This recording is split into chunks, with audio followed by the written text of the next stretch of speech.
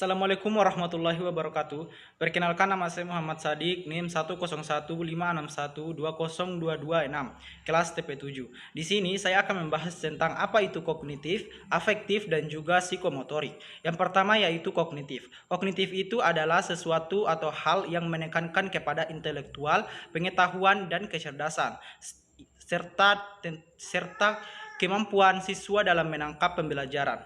Yang kemudian afektif. Afektif adalah sesuatu atau hal yang berkenaan tentang sifat, perilaku, dan juga karakter. Kemudian yang ketiga yaitu psikomotorik. Psikomotorik ini adalah sesuatu hal atau yang berkenaan atau yang berkaitan tentang skill yang diperoleh dari hasil pembelajaran atau yang disebut dengan skill yang bersifat motorik. Setiap manusia yang ada di dunia ini itu mempunyai kecerdasannya yang masing-masing.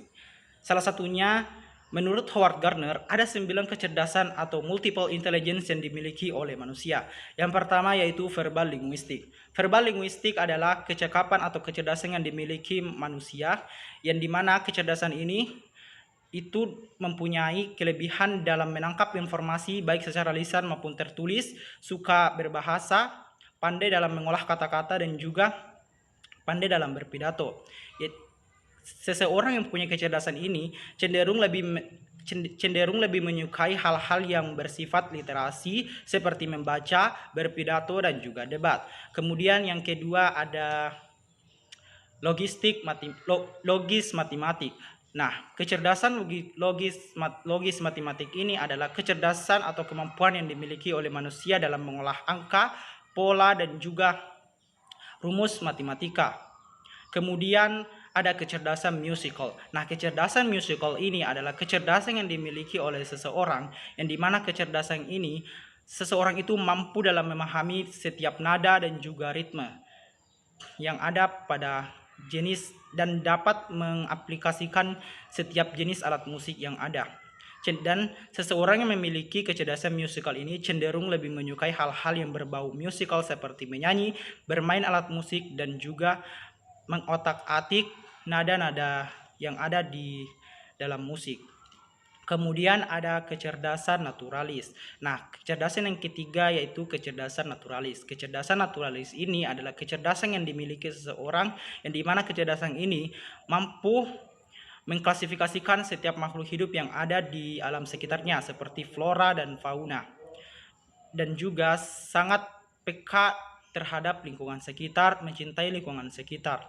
Nah, kemudian kecerdasan yang keempat yaitu kecerdasan visual spasial. Kecerdasan visual spasial ini yaitu kecerdasan yang mempunyai kemampuan untuk mengolah dan membedakan setiap bentuk dan warna, dapat mengimajinasikan setiap warna yang ada di sekitarnya.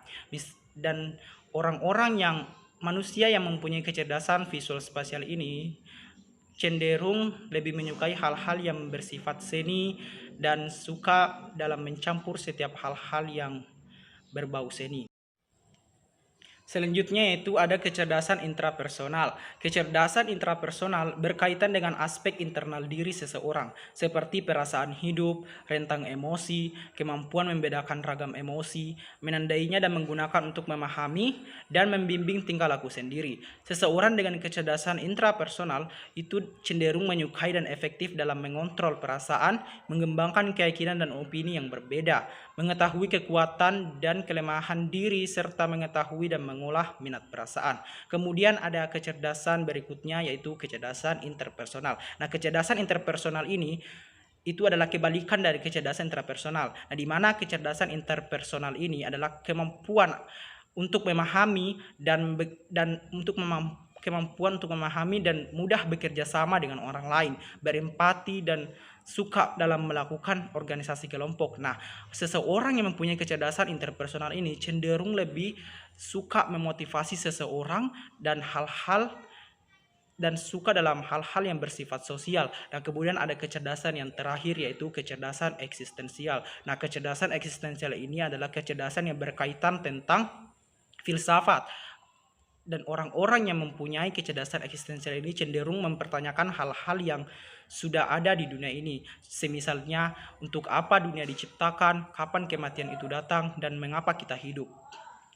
Baik, selanjutnya ada kecerdasan gerak atau kinestetik. Kecerdasan gerak atau kinestetik ditujukan melalui kesiapan dalam menggunakan gerak seluruh tubuh untuk mengekspresikan ide dan perasaan. Seseorang dengan kecerdasan gerak atau kinestetik cenderung efektif dalam hal-hal atletik dengan menggunakan bahasa tubuh, belajar dengan melakukan berkoordinasi antara tangan dan mata serta kuat dan terampil dalam motorik halus. Menurut Jean Piaget, perkembangan kognitif dibagi menjadi 4 tahapan. Tahapan pertama atau tahapan awal disebut dengan tahapan sensori motorik atau dalam bahasa Inggris disebut dengan sensory motoric stage.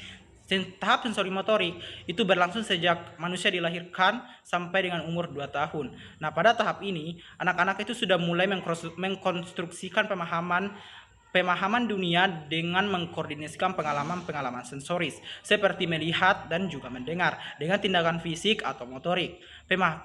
Pemahaman anak mengenai dunia sangat tergantung pada ruang dan kemampuannya dalam berekspresi memperkaya pengalaman sensorisnya. Kemudian yang kedua ada tahap praoperasional atau yang disebut dengan praoperational stage. Nah, di mana tahap praoperasional ini berlangsung sejak anak pada usia rentang 2 tahun sampai dengan usia 7 tahun. Nah, pada tahap ini anak-anak itu sudah mulai mempresentasikan dunia di sekitarnya dengan melalui kata-kata, citra atau gambar. Nah, pikiran simbolik mereka itu sudah mulai muncul dan mereka sudah dapat